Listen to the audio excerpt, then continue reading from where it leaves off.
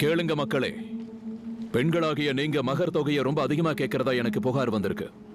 அதனால திருமணம் முடிக்கிறது இளைஞர்களுக்கு ரொம்பவும் சிரமமாயிடுச்சு. இளைஞர்கள் எல்லாரும் வந்து என்கிட்ட முறையிட்டு இருக்காங்க. இன்னையிலிருந்து எந்த ஒரு பெண்ணும் 400 திர்ஹமுக்கு அதிகமா மகர் கேட்க கூடாது. அந்த பெண் ஒரு குலத்தின் தலைவரின் மகளாக இருந்தாலும் சரி.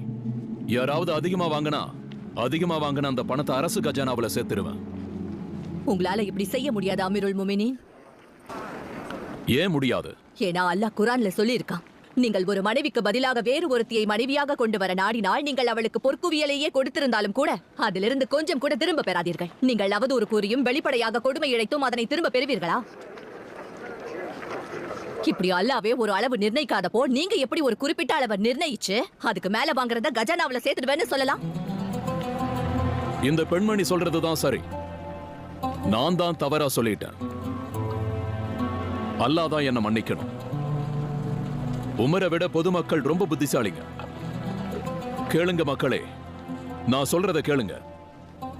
என் உத்தரவை நான் திரும்ப வாங்கிக்கிறேன். திருமணம் செய்யும் ஒரு நபர் தன்னுடைய விருப்பப்படி எவ்வளவு வேணும்னாலும் கொடுக்கலாம். அதை யாரும் தடுக்க முடியாது.